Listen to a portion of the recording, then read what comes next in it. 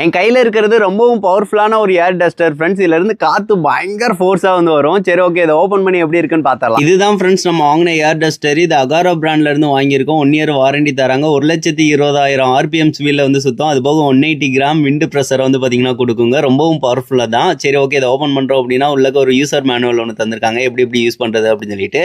அதுக்கடுத்து இதில் வந்து டைப் சி சார்ஜிங் கேபிள் ஒன்று தந்திருக்காங்க. அதுக்கடுத்து 5 டைப்பில் கோன் மாதிரி டைப் தந்திருக்காங்களே. ஸோ நம்மளுக்கு எது தேவையோ அதுக்கேற்ற மாதிரி முன்னாடி வந்து ஃபிட் பண்ணிக்கலாம். ஸோ அந்த மாதிரி தான் தந்திருக்காங்க.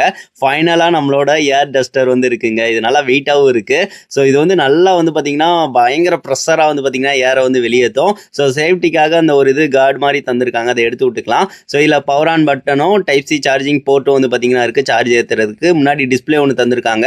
அதுக்கடுத்து இந்த சைடு வந்து பார்த்திங்கன்னா நம்ம மோடு வந்து செட் பண்ணுறதுக்கு ஏற்ற மாதிரி தந்திருக்காங்க. அது போக லைட்டு வந்து இருக்குது. ஸோ இது பின்னாடி இருந்து தாங்க காற்று வந்து வரும். அந்தளவுக்கு ஃபோர்ஸாக வந்து பார்த்திங்கன்னா முன்னாடி வந்து ஃபோர்ஸாக தள்ளும். இதை வந்து ஆன் பண்ணிட்டோம் அப்படின்னா எவ்வளோ % சார்ஜ் இருக்குது அப்படின்னு சொல்லிட்டு காட்டுது. இப்போ இந்த மாதிரி கோனை வந்து ஜஸ்ட் வந்து முன்னாடி வந்து மாட்டி வந்து விட்டுக்கலாம். அதுக்கடுத்து நம்ம இதை எவ்வளோ பவராக இருக்குன்னு சொல்லிட்டு சும்மா செக் பண்ணுறதுக்காக வந்து வச்சேன். இப்போ வந்து ஃபஸ்ட்டு மோடில் வந்து வச்சுருக்கேன். ஸோ இதுலேயே வந்து நல்லா ப்ரெஷராக தான் வருது. அதுக்கடுத்து 2வது வைக்கிறப்ப பாருங்கள் அந்த இதை தள்ள ஆரம்பிச்சிருச்சு. 3, 4க்குனா போகிறப்ப எல்லாத்தையும் வந்து அடித்து பறக்க விட்டுருதுங்க. அந்தளவுக்கு ஸ்பீடாக இருக்குது. மண்ணனா பாருங்கள் எப்படி வந்து பறக்க விட்டுக்கிட்டு இருக்கு அப்படின்னு சொல்லிட்டு. ஸோ இது எதுக்காக யூஸ் பண்ணுறது அப்படின்னா நம்ம சின்ன சின்ன இடத்துல உள்ள டஸ்ட்டை எல்லாத்தையும் கிளியர் பண்ணுறதுக்குனா யூஸ்ஃபுல்லாக வந்துருக்கும். பிளான்ட்ஸ்னா பாருங்கள் எவ்வளோ ஃபோர்ஸாக வந்து ஆடுது அப்படின்னு சொல்லிட்டு. ஸோ நம்ம சிஸ்டமாக இருக்கட்டும், இந்த மாதிரி மேலே வந்து டஸ்ட்டாக இருக்குது அப்படின்னா ஈஸியாக வந்து கிளியர் வந்து பண்ணுறதுக்கு ரொம்ப ஹேண்ட் ஆப்ரேட்டராக வந்து இருக்கும். எங்கனாலும் ஈஸியாக கொண்டு போய்க்கலாம். அந்த மாதிரி தான் தந்திருக்காங்க. ஸோ இப்போ பாருங்கள் எல்லா இதையுமே டஸ்ட்டை வந்து ரிமூவ் பண்ணிருச்சு ஃப்ரெண்ட்ஸ். அதுக்கடுத்து எங்கெங்கே டஸ்ட் இருக்கோ எல்லா இடமும் இந்த மாதிரி அடிச்சு விட்டேன். நல்லா வந்து பார்த்திங்கன்னா கிளியர் வந்து பண்ணுது.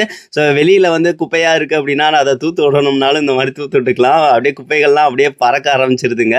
ஸோ இந்த மாதிரி வெளியையும் லைட்டாக கூட்டி விட்டு பார்த்தேன், நல்லா தான் வருது. அதுக்கடுத்து மண்ணை வந்து பாருங்களேன் இப்படி ப்ரெஷர் வந்து கொடுக்குறப்ப ஸோ அப்படியே எல்லாத்தையும் கிளியர் வந்து பண்ணி விட்டுருது. அந்தளவுக்கு வந்து பார்த்திங்கன்னா ப்ரெஷராக வந்து காற்றை வந்து தருதுங்க. நல்லா இருக்குது, பவர்ஃபுல்லாக தான் இருக்குது.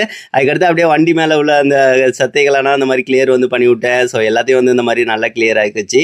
ஸோ இங்கே வந்து ரோட்டோரமாக வைக்கிறனால மேலே வந்து நல்லா இந்த மாதிரி வெடி போடுறப்ப இந்த மாதிரி மேலேனா வந்து விழுந்துருது.